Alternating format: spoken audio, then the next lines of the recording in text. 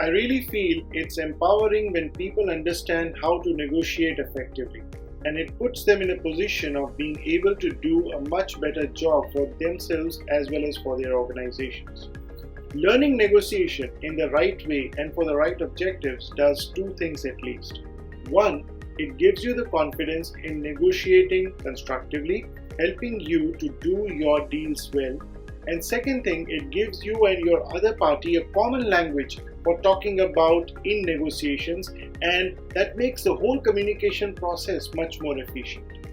From our experience of working with people and companies, we can say and you can be sure that negotiation as a skill can improve the communication skills of everyone in the organization and bring people closer together when they are working collaboratively.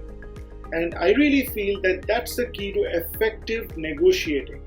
In this video, I'll guide you on the essential foundations and how to go about having an effective and successful negotiation.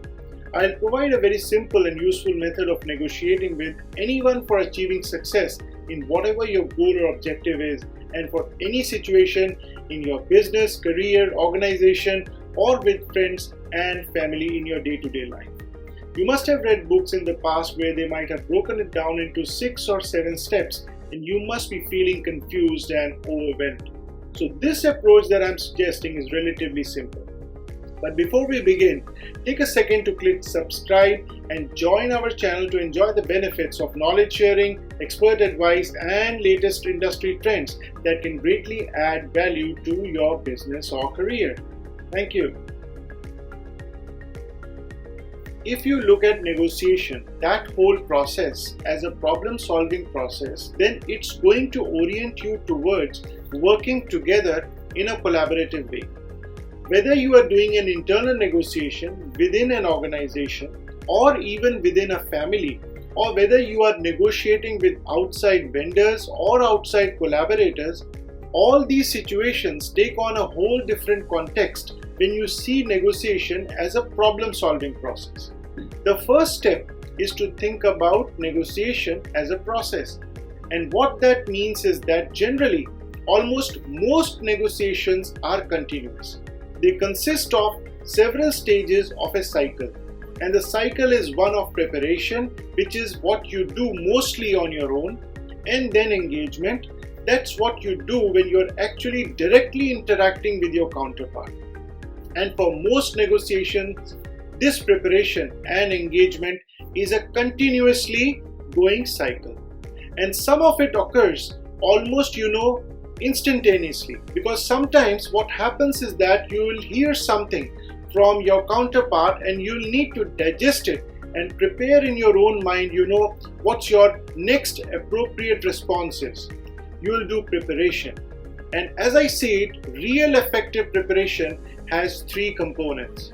And then you will go into some form of more formal engagement with your counterpart, whether that's a meeting or a telephone conference, and then that will conclude and you will need to go back into the preparation part of the cycle so that you can prepare for the next engagement. This is what I call as the bifurcated approach to the negotiation process, and it's simple: preparation and engagement. And it doesn't really include a clear conclusion because, as you know, with a lot of negotiations, there is no clear conclusion. Even if it culminates in a deal, there it leads to further negotiations and the continuation of that relationship. So it puts people in a mindset of constantly being ready and constantly engaged. If you are not engaging directly with the person, then you fall back into the preparation stage and you are getting ready for the next engagement. And I try to advise people, clients who I'm coaching, what I try to explain to them is this, that the contract is just the beginning of the relationship. That agreement you signed is the beginning of the relationship. And you set the tone for that relationship during the negotiation that leads up to it. So there are 3 parts to the preparation process: research, rehearse, and review. So now I'll talk about the 3 R's of preparation. So let's start with research. You need to do research on 2 parties. One is yourself. you really have to understand what you are trying to do through this negotiation. What are you trying to achieve and why? Because as you look at the whys, it may give you insight that will allow you to add value and take advantage of opportunities that arise when you are talking to your counterpart. So you really want to have a good sense of what you need out of this relationship or out of this negotiation and be very clear on that. A second component of that is understanding what standards apply to the situation. So you want to make sure that what you wanted to get out of this negotiation is something realistic. You can be ambitious in terms of what you want, but you still need to be bounded by what market realities may be at play at that time. And then the strong part of the research that you want to focus on is to get into your counterpart's head as much as possible. So to really learn about that person, that individual, if there are any cultural issues that you need to be sensitive about and to understand what they are, and also during that period of time you are not talking to that person. So you aren't necessarily getting direct feedback, but you can start creating what I would call as our hypothesis about the person. And I think it's really important when you will look at your counterpart, both the person and the organization as well, that you are focused on making hypotheses than just assumptions. So what's the difference between hypothesis and assumptions? What exactly do I mean here? Well, with the assumptions, they are true. We know it in our heart and in our mind. All of our assumptions we believe are completely true. That's how we deal with them. That's what we think of them. Whereas when you're dealing and talking in terms of hypothesis, that's what scientists do. And scientists have a thought, a hypothesis about something, and then they actively look for information to either support or cause them to change their hypothesis or adjust it. The point about hypothesis is that there is no ego problem. The point is that what you want to do is find out what reality is going to tell you about the accuracy of this hypothesis, and then you make adjustments to it based on what actually happens, what your experience actually is. The advantage with approaching it as the hypothesis is it helps you to guide your curiosity. You are going in there with ideas, possibilities, but you want to confirm or deny those through the process of negotiation, through either the first part of negotiation, which is the preparation, where you are actually doing research and you can to a certain extent test those hypotheses there. But then you go into the next step, which is the active engagement, and you can test those hypotheses by asking questions and being curious and trying to learn in the midst of the negotiation. I think that distinction, it does a great job when it comes to putting ourselves in the right mindset for these negotiations. The second part is rehearse. When I talk about rehearsing, what I mean is a variety of things. But part of it is even doing what good athletes do. What athletes do is they visualize whatever they are doing in their game. For example, in soccer, how they are going to get the ball from one end of the corner to the other end. And as they do it, they are thinking in their own head all the ways what it's going to take to get the ball from where they are to where the goal post is. Then they are thinking about all the other different things that can happen along the way, all the things that can go wrong. So they have got a defender on them who might be interested in fouling them, or how they will defend against that, how they would get the ball to a player who's on the other side. So this whole process of visualization and as detailed as process as possible is going to help you be much more fully prepared for the negotiation. And once you have visualized and thought about all the things that can happen, what your reaction and response is going to be, and how you're going to respond in a constructive and effective manner, that frees up bandwidth in your mind when you're actually engaging with your counterpart. So that if something happens that you didn't stand for it doesn't panic you because you have bandwidth for it. It's a surprise, but you've already figured out all these other things, and it is probably going to be like one of the things you've already figured out.